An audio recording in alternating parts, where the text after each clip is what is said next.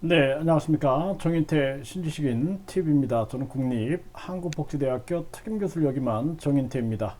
네, 조원진, 홍준표, 윤석열 5.18 민주묘지 참배, 5.18 선량한 피해자 아픔 주지 말아야, 이 주제로 말씀을 드리겠습니다. 일단은 그 5.18에 대해서 이 1987년 노동자 학생 시민이 주축이 된 6월 민주항쟁이 일어나 대통령 직접 선거의 내용을 담은 6.29 민주화 선언을 이끌어냈습니다. 그러니까 대통령 직접 선거 문제가 이게 굉장히 중요한 거죠. 대통령을 간접 선거하는데 직접 선거하는 내용을 담은 6.29 민주화 선언을 이끌어내게 되죠. 이게 이제 사실 우리나라의 굉장히 아픈 역사예요. 아픈 역사. 그래서 지금 우리가 보면은 지금 여기 보면은 추모탑 못 간 윤석열 5.18 헌법에 반드시 올라가야 뭐 이렇게 이제 얘기를 했어요. 네. 그리고 홍준표도 5.18 묘지 참배 홍준표 호남에 이제 마음 누구로 트려달라 이렇게 이러한 모습이 나오죠. 네, 그 다음에 여기 보면은 이제 조원진, 네, 강기정, 조원진 5.18 묘역에서 임을 위한 행진곡을 제창을 했다. 네. 그래서 새정치연합 새누리당 당원 500여 명 화합의 체육대회 개최를 했다. 이렇게 나오죠. 네, 이러한 모습들입니다. 그래서 지금 이 5.18이라는 측면에 대해서 이게 논란도 있고 이제 사람들이 생각도 다르다 보니까 굉장히 많은 그 상처를 주는 경우가 있어요. 그래서 한 분이 이제 이런 글을 저한테 보냈어요. 네, 그래서 이분이 이제 5.18을 경험하신 분인데 5.18에 대해서요, 그동안에 새누리당 인사들이 어, 정말로 말로 표현하기조차 힘들게 별의별 이상한 소리를 다 했었었죠. 저는 80년 당시에 갓 고등학교를 졸업하고요, 대학 갈 준비를 하고 있었죠. 근데 지역사회에서 한 집 건너 먼 친구는 누나 형님들 아니겠어요? 군인들이 막 형님 누나 같은 분들을 마구잡이식으로 때리고 쓰러지고 피를 흘리는 걸 보고서 어찌 가만히 있을 수 있겠냐고요. 그래서 그때부터 친구들하고 같이 에, 군인들에게 저항하기 시작했어요. 급기야는 총을 쏘더라고요. 저는 끝까지 집에도 안 들어가고 도청 안에 버스에서 자면서 저항을 시작했었어요. 그러다시피 순수 자발적으로 시민의식의 발로로서 우리 모두가 참가하게 된 동기입니다. 뭐 북한군 특수부대가 어쩌니 저쩌니 하는 건 다 헛소리에 불과합니다. 다 개 중에는 물론 북에서 내려온 간첩들이 한두 명, 몇 명은 있을 수 있겠죠. 정말 우리나라는 지역 감정이 너무나 심해요. 만일 경상도에서 이런 일이 일어났다면 아마도 이러한 망국적인 색깔론이 있었을까요? 한나라당에서도 마찬가지고요. 이런 얘기를 했어요.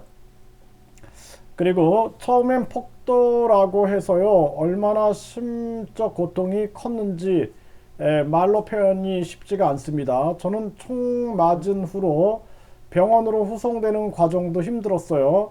병원에 가보니 저는 환자 축에도 못 끼었어요. 복도에서 쪼그리고 앉아 있기를 몇 날 하고선 나중에 뒤늦게 병실에 들어갔어요. 하룻밤, 네, 하룻밤 자고 나니까 그 뒷날 바로 정보부에서 두 명이 권총 차고 저를 잡으러 왔어요. 왜 그 늦은 시간에 도청 근처에서 총 맞았냐라는 거죠. 저더러 데모하지 않았냐고 다그쳤어요. 그러자 옆에 아저씨 한 분이 여보쇼, 당신들 아무리 그런다 해도 어린 학생이 총 맞아서 들어온 지 하루밖에 안 되었는데 어딜 끌고 가냐고 그러면서 뭐라고 막 하더라고요. 그러자 옆에 분들도 동조해서 뭐라고 하니까 그럼 내일 올 테니까 잘 생각하라고 협박하고 갔어요. 네, 이렇게 얘기를 하고 정보부나 군부대로 끌려가면 바로 고문당해요. 선배님들도 그랬어요. 제 눈으로 봐서 잘 알아요. 그리고 그 요원들이 가자마자 그 아저씨께 고맙다는 말씀도 제대로 못하고 바로 도망 나와서 집에 잠깐 들러서 말씀만 나누고 나서 바로 서울행 기차에 몸을 싣고 광주를 떠났어요. 그래서 서울에 와 보니까 전투경찰 데모 진압차 차들이 곳곳에 삼엄하게 있어서 여기서도 있다간 잡히겠다는 생각이 들었어요. 지금 생각하면 괜찮은 건데요. 그때 미리 겁을 먹었었죠. 폭도란 처음 들어본 말이어서요. 제가 그 한 행동이 정말로 폭도란 것인가 하면서 혼란이 왔어요. 그 뒤에 민주정부가 들어서면서 명예회복이 되고 나서 마음을 추스릴 수가 있었어요. 정말 교수님께서 말씀하셨지만요. 살아온 세월이 너무나 죄송하게도 제게 개인적인 말만 드렸습니다. 이렇게 말씀을 하셨는데요. 이분이 이제 이런 말씀을 듣고 또 이분이 이제 허경영 후보를 지지 선언을 했어요. 네, 그동안 민주당을 계속 지지하다가 이건 아니다 해서 이제 허경영 후보를 지지 선언해서 다양한 지금 선거 운동을 열심히 지금 1인 선거 운동을 하고 있는데요. 그런데 요즘에 좀 많이 상처를 받는 거예요. 사람들이 이렇게 좀 너무나 뭐라 그럴까요? 다시 그 5.18에 관련해서 이런 영상들을 또 올리고 그리고 많은 좀 안 좋은 소리를 듣게 되는 거예요. 네, 그래서 지금 그런 의미에서 볼 때 순수한 시민 의식의 반려에서 나온 것이라고 120%라 생각을 아니할 수 없겠죠. 그 당시에 UPI 통신에서 기자들과 대화에서도 자기들이 광주 시내를 다 돌아다녀 봤는데도 어디 구멍가게 한 군데라도 훔쳐가고 그런데 못 봤다고 제가 분명히 들었어요. 그러다시피 이건 완전하게 시민들에게 충성으로서 대통령이 되겠다는 과달망상증에 걸린 그러한 정당한 국민들의 저항이었죠. 아마도 정 교수님께서도 그 당시에 광주 시민 입장이라면 어떠셨겠습니까? 아마도 무조건 거리로 뛰어나와야겠다 생각을 했을 겁니다. 간략하게 정리를 해보자면요. 네, 이렇게 말씀을 하셨고요. 네. 아무리 우리나라가 지역 감정이 심한다 해도 지금 이때가 어느 때인가 아직까지 좀 이렇게 회의를 느낀다라는 거죠. 그래서 사람들이 좀 이런 지역 감정은 일으키지 않았으면 좋겠다 이런 말씀을 하시는 겁니다. 그래서 저도 좀 이렇게 이분의 말씀에 아주 공감을 합니다. 네, 그래서